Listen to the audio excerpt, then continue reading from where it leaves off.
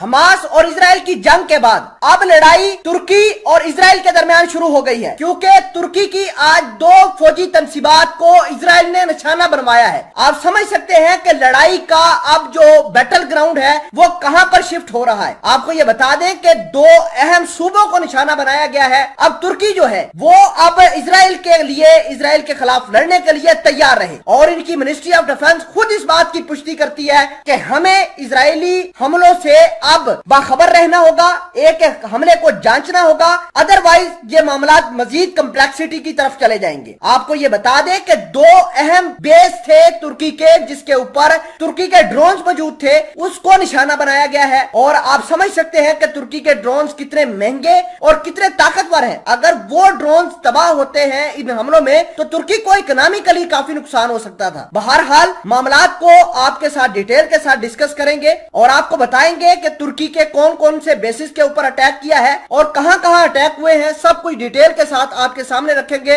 छोटी सी गुजारिश है कि आप हमारा यूट्यूब चैनल हसनात टीवी को सब्सक्राइब कर लें, घंटी के निशान को दबा लें ताकि लेटेस्ट न्यूज आप तक बर वक्त पहुंचती रहे। दोस्तों, सबसे पहले आप अपनी स्क्रीन पर खबर देखिए जिसमें लिखा है कि तुर्की ने दो टेररिस्ट अटैक को रोक लिया है। हमलावरों ने मॉडर्न प्लेन्स का इस्तेमाल किया था तुर्की की बेसिस को निशाना बनाने के लिए। अब मैं आपको बताता हूं कि ये कहां कहां पर अटैक हुए हैं। तो तुर्की का एक सूबा जिसका नाम बाटमान है, वहां पर तुर्की ने बहुत सारे ड्रोन्स रखे हुए हैं, उनको निशाना बनाया गया है। और दूसरा जो इनका अटैक किया गया है दहशतगर्दों ने, वो तुर्की के सूबा सरनाक के ऊपर हुआ है। अब तुर्की ने बहुत सारे मिलिट्री इक्विपमेंट्स रखे थे, बहुत सारी चीजें रखी थी, जिनको अब निशाना बनाना शुरू कर दिया है। अब बेसिकली इजराइल इस हमले के पीछे है, क्योंकि तुर्की के जो डिफेंस ऑफिशियल है वो इस बात की पुष्टि करते हैं, तस्दीक करते हैं कि इजराइल अब लगातार तुर्की को डिस्टेबलाइज करने की कोशिश करेगा। उसकी वजह यह है कि तुर्की पहला मुल्क था जिसने बहुत सारे तरीकों से, बहुत सारे हथियारों से, पैसों से और डिप्लोमेटिकली फलस्तीन और हमास को सपोर्ट दिया था।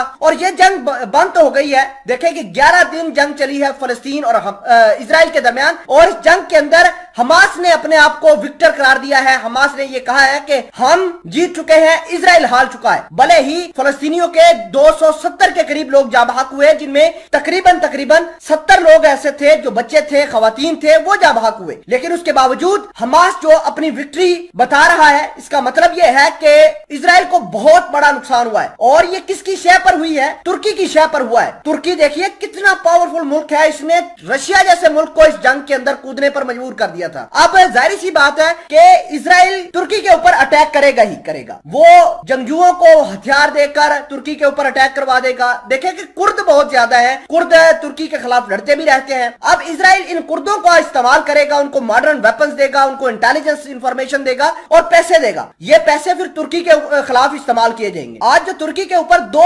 अटैक हुए मॉडर्न प्लेन से बाटमान के अंदर और सिरनक के अंदर, तो ये चीजें बताती हैं कि तुर्की को तैयार रहना चाहिए, क्योंकि तुर्की के ऊपर अगर ये अटैक हो जाता, अगर उनके जो ड्रोन से उनको नुकसान हो जाता, तो तुर्की को इकोनॉमिकली कम से कम बहुत ज्यादा नुकसान हो सकता था। अब जाहिर सी बात है कि इजराइल जो है वो आमना सामना तो नहीं कर सकता तुर्की का। तुर्की के पास S-400 मिसाइल सिस्टम है, F-16 भी है और दीगर ममालिक की सपोर्ट भी है जैसे कि रशिया है। तो तुर्की के खिलाफ इजराइल डायरेक्ट मोर्चा नहीं खोल सकता, बल्कि कुर्दों को पैसे देगा, उनको हथियार देकर तुर्की के खिलाफ कार्रवाइयां करवा सकता है। तो ये अच्छी बात है तुर्की के लिए कि तुर्की के डिफेंस सिस्टम ने समय रहते पहले ही इन दोनों टेररिस्ट अटैक को न्यूट्रलाइज कर दिया है।